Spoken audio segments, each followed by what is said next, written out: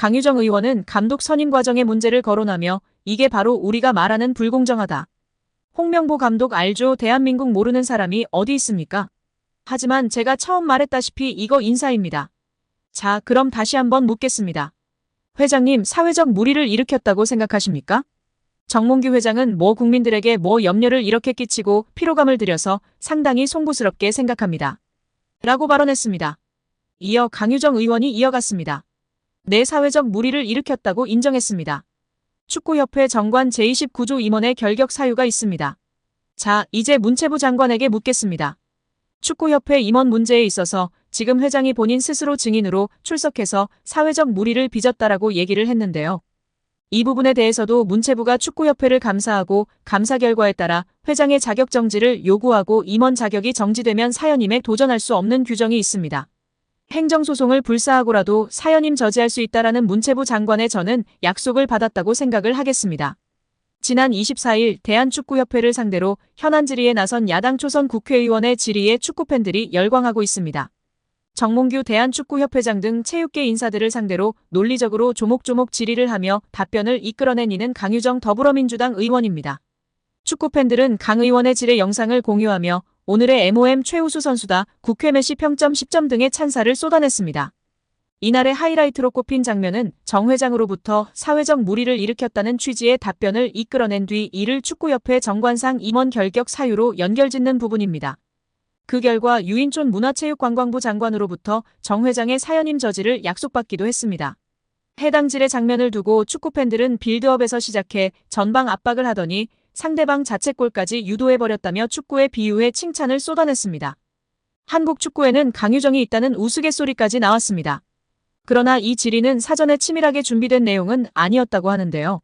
강 의원은 25일 국민일보와 통화에서 정 회장이 하루 종일 뻔뻔하게 대답을 하길래 사퇴시킬 방법이 없어서 저러는구나 싶어서 회의 도중 급하게 축구협회 정관을 찾아봤다며 사실 현장에서 급조된 질문이라고 말했습니다.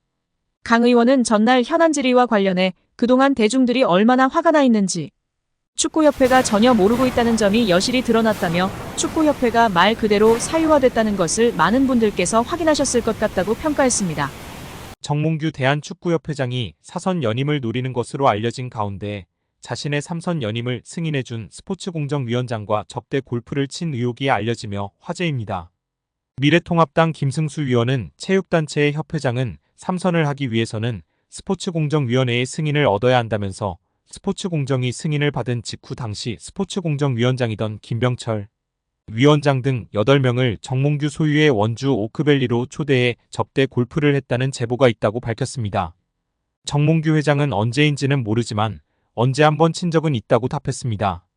김승수 위원은 3선 승인을 받고 불과 몇 달이 채 되지 않은 상태에서 스포츠공정위원장을 불러 골프를 접대한 것이 굉장히 부적절한 일 아니냐고 추궁했습니다.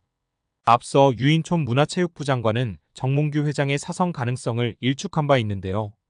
유인촌 장관은 지난달 26일 국회 문화체육관광위원회 전체회의에서 스포츠공정위원회에서 사선을 허가를 하면 할 수 있다면서도 다만 공정위원회가 정말 공정하다면 재출마하기 어려울 것이라 밝혔습니다.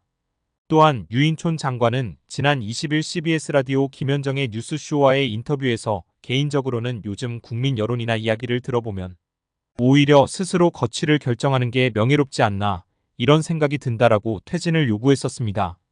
결국 10월 22일 국감 때 증인으로 채택된 정몽규 회장이 그 전에 입장 표명을 할지가 관심이 집중되고 있는 상황입니다. 배현진 의원은 24일 오전 국회 문화체육관광위원회 현안 질의에 증인으로 참석한 정 회장과 홍명보 국가대표팀 감독 등을 향해 대한민국 축구종합센터 건립과 관련해 국제현상공모 절차에서 지속적으로 등장하는 HDC 사명에 대한 해명을 요구했습니다. 배 의원은 축구협회가 2015년부터 지금까지 국비와 시비 그리고 자체 재원까지 동원해서 약 1,550억 원을 투입하는 초대형 프로젝트를 추진하고 있다며 2020년 3월에 축구협회가 천안의 부지를 이제 지정하고 난 후에 축구센터 마스터플랜 건축사 건축회사를 선정하기 위해서 국제공모를 시행을 했고 6월에 네덜란드의 UN 스튜디오라는 업체가 최종 선정되는 과정이 있었다고 운을 뗐습니다. 이어 이 과정에서 축구협회가 하는 사업 과정에 현대산업개발 HDC라는 특정 회사의 명칭이 계속 여러 문서에 등장한다는 점이 의아했다며 2020년 3월 13일 축구협회에서 해외 건축사에 발송한 서한을 보면 홍 감독 당시 축구협회 CEO의 명의로 4개의 해외 건축사에 이 공모를 타진하는 문서가 발송됐고, 이 국제 공모에 최종 선정된 UN 스튜디오가 당시에 이 문서에 대해 답신을 하는데 수신된 곳이 축구협회와 현대산업개발 두 곳이라고 지적했습니다.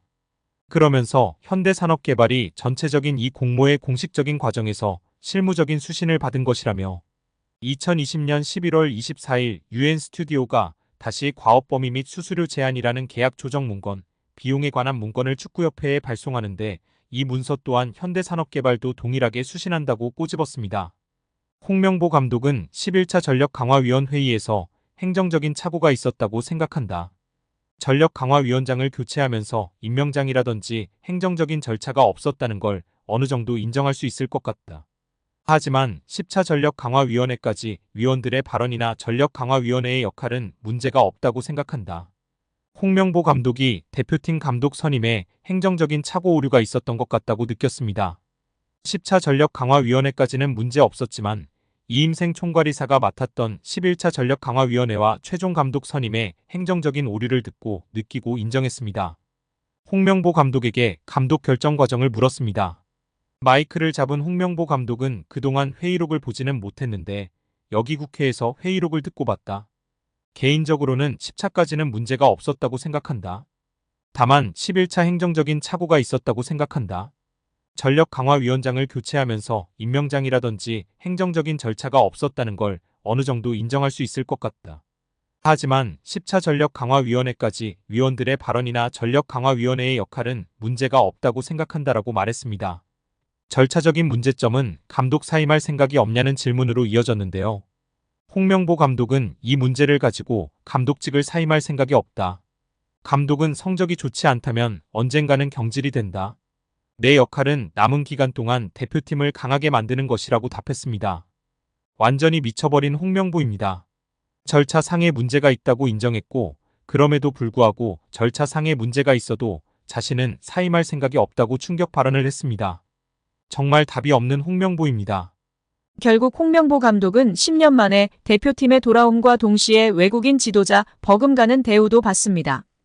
이임생 이사는 연봉 등 세부 계약 조건에 대해서는 밝힐 수 없지만 이제 한국 지도자들도 외국인 감독 못지않게 대우를 받아야 한다는 생각이라면서 외국인 지도자에 뒤지지 않는 계약을 체결했다고 전했습니다. 홍명보 감독은 지난해 울산과 프로스포츠 최고 연봉인 10억 원의 3년 재계약을 맺은 것으로 알려졌는데 대표팀을 맡으면서 더 많은 연봉을 수령할 것으로 보입니다. 직전 클린스만 감독의 연봉은 약 30억 원, 벤투 감독은 약 19억 5천만 원의 연봉을 받았기 때문에 최소 20억 원이고 최대는 30억 원 수준으로 예상받고 있습니다.